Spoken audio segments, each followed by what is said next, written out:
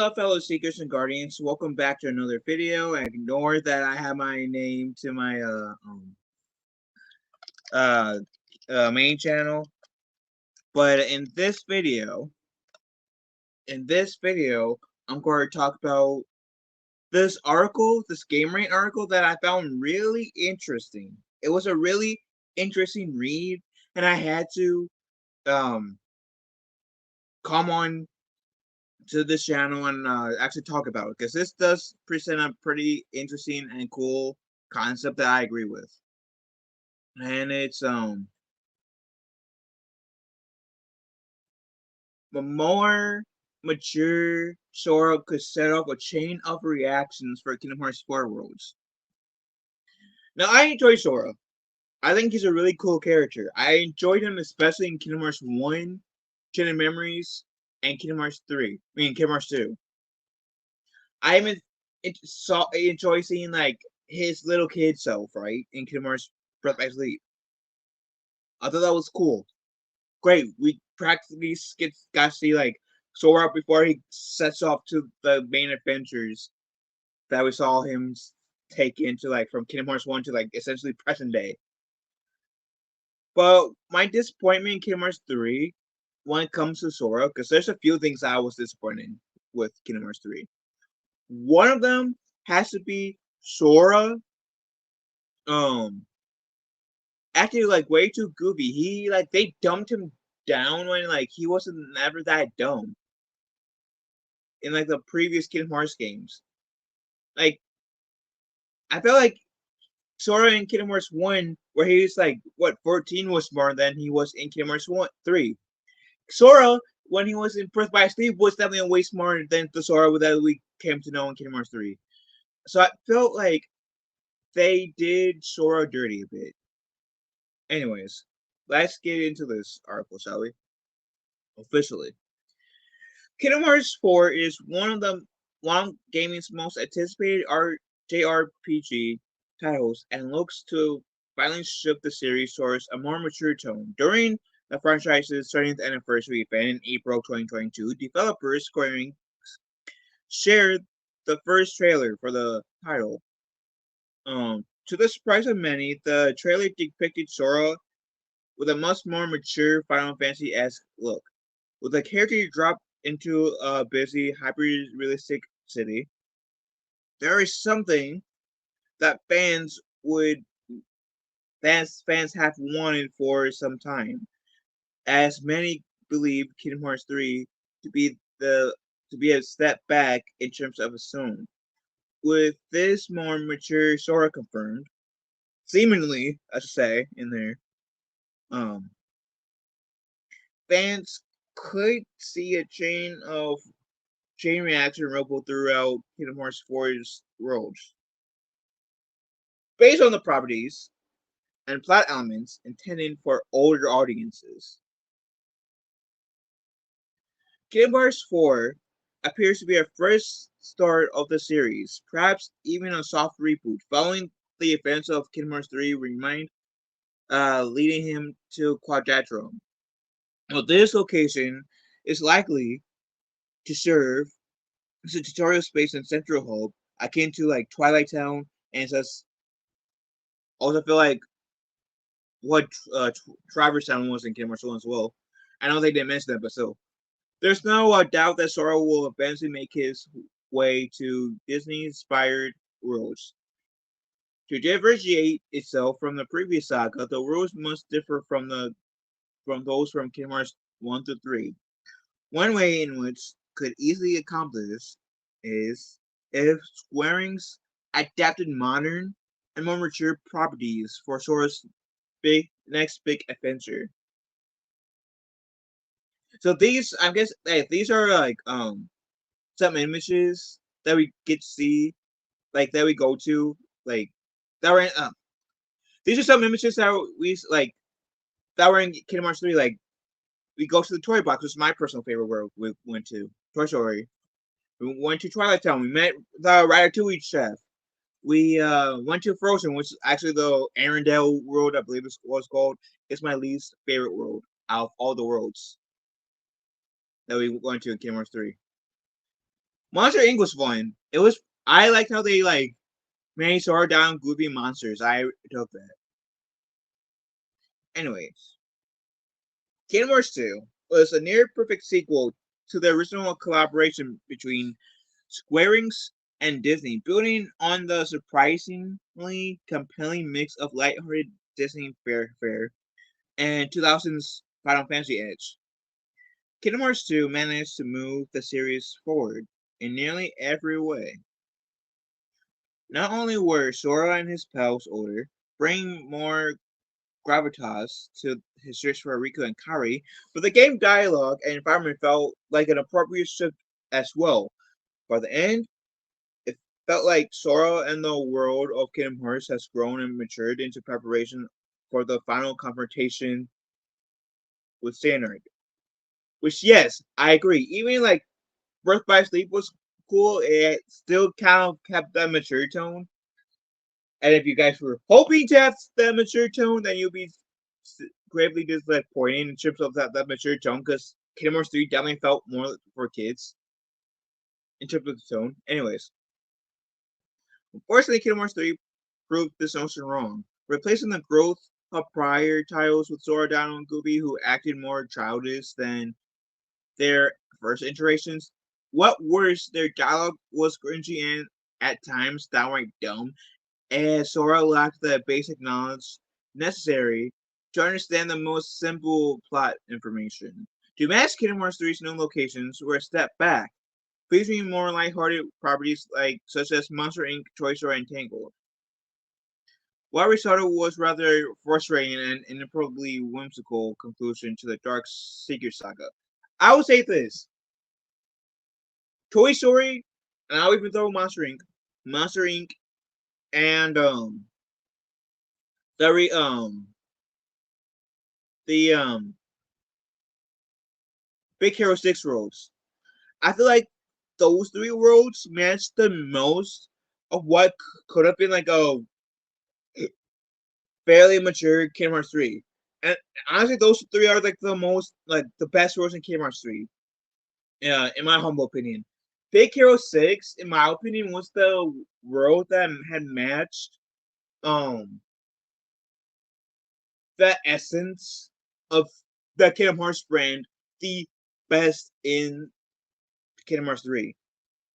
But I do think like Monster Inc. and Toy Story definitely served Kingdom Hearts 3 fairly well. Granted that I do think, and I'll say by this statement, the Disney worlds in Kingdom Hearts 3 felt more like a filler than actually like more to apply for the most part. Suppose like Kingdom Hearts 2 and Kingdom Hearts 1, where the roads you go to, yeah, you can say that some of them might be filler, sure, but as much as they may be filler as well, they feel like they're part of the plot.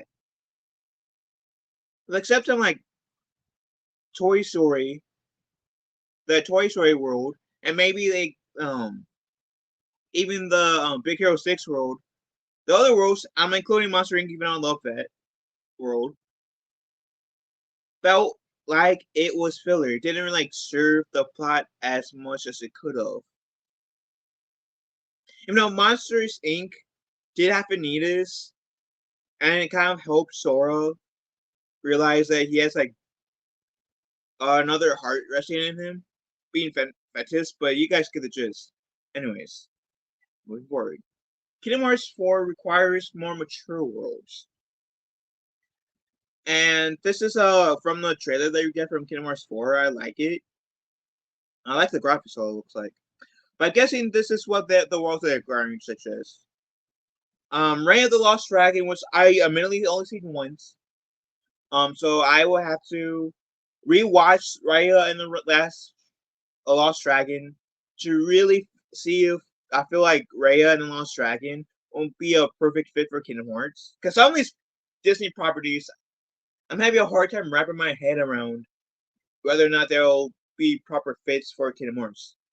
This, I don't, like I said, it's a maybe because I've seen it once. I remember enjoying it, but I want to see it again to see, okay, does this really give off a vibe where it could be in Kingdom Hearts and do fine? I don't know at the moment. Anyways, The Incredibles 2 is a maybe. Me getting argued that they already had a superhero world in Kingdom Hearts before with Big Hero 6, and that worked fine. I felt like Big Hero 6, even as a movie, was has like the themes of Big Hero 6 match Kingdom Hearts very well. So was a no brainer. Um, why Big Hero 6 was Garden B and Kingdom Hearts 3? Like it made perfect sense. But The Incredibles, I don't know yet. Like, are they gonna do Incredibles 1, Incredibles 2? Because Incredibles 1 and 2 like takes back to back from each other. So they have like that beauty to like take place in either Incredibles game. Like either having like fighting Syndrome as a final boss, or I forget who was the main baddie in Incredibles 2. I mean, like I've seen it twice in theaters. Um, one of those times was to help a friend who was going through his hard time, like get his mind off things. But whatever feeling is the feeling for Incredibles 2, they could. Or they do go back to the whole multiple faces things, right? That they could do like the first visit be like Incredibles 2, second visit being Incredibles 1, because again, they had that range of going to get Incredibles 1 or 2 if they so choose. But if they go in Incredibles 2, they need to do a better job than they did in Pirates and Caribbean and Kingdom Hearts 3 to explain what the hell is going on. Because I feel like if you didn't see the first, like, if you didn't see Pirates and Caribbean 2, then you'll be very confused. Like, you'll be somewhat confused of what's going on in terms of the content of the Caribbean Kingdom Hearts 3. Anyways, because I feel like they didn't do as good of explanation as they could have. Anyways, and Moana, and I'll admit, I think Moana, may be a good fit. It kind of deals with darkness and the heart of the island, and I do feel like that would be a very good tone, a very good, cool thing to have for Kingdom Hearts 4. I'm not even if it's not in Kingdom Hearts 4, just in general in a future Kingdom Hearts game, because I can see much like with Big Hero 6, the theme for Moana and the theme of Kingdom Hearts blending well so beautifully. Because they're similar, they have similar messages. Anyways, while Kingdom Hearts 4 more mature, Sora is a step in the right direction. The character requires appropriately themed environments in which to showcase the evolution. While Disney doesn't have any mature original IP per se, its catalog does feature some titles that would feel aimed at older kids and teens. Original IP such as Raya and the Lost Dragon, Moana, and The Incredibles could make for a solid roads in the future Kingdom Hearts. I also will add too. I think if they brought in like the story plot, essentially, of course, Kingdom Hearts fight, but it's Lion King 2. If they brought the Lion King 2 into the mix, then into Kingdom Hearts 4 or whatever, I think that could also fit nicely. Cause the whole like moral of Lion King 1, I mean 2, is we are one. And like no matter what like our differences are, there are more things we can find that are similar about ourselves than are different. And I feel like if they rely on that and have that like help out with the plot a little bit, oh my god, Lion King 2 could be essentially one of the best worlds for Kingdom Hearts. I really enjoyed seeing the Lion King in the first one in Kingdom Hearts 2. I would so love to see Kingdom Hearts for a future Kingdom Hearts game, preferably for bringing back Lion King. They already have Simba as a summon in Kingdom Hearts 4, but like having you go back to the world, right? And like, wait, like Kingdom Hearts 3 takes place like a few months after, at least after Kingdom Hearts uh 2 to a year. And like, what, you can have a time jump for like Kingdom Hearts 3 or Sword be a year or two after the events of Kingdom Hearts 2 or 3 or whatever. And by then, given it would be probably like what, 2, 3, maybe 4 years after the events of Kingdom Hearts 3, like, and like Kingdom Hearts 3 and Kingdom Hearts 2 were about a year apart, right? Oh my god. Oh my god. I think that'd be not enough time too, because I had cats for like for most of my life. I sadly put my last cat down in June of last year. But a year for them, like a year for us, is like a year. They're babies. When they reach a year old, I think that's when they become adults. So like cats kind of do age faster than us humans. So like having it be like 3 years after, 2, 3 years after the last time we visited private lands. Ooh, have mercy, child. Yes, please. So, point in case, I would like to see Lion King 2 to make that comeback, and potentially like Aladdin 3, because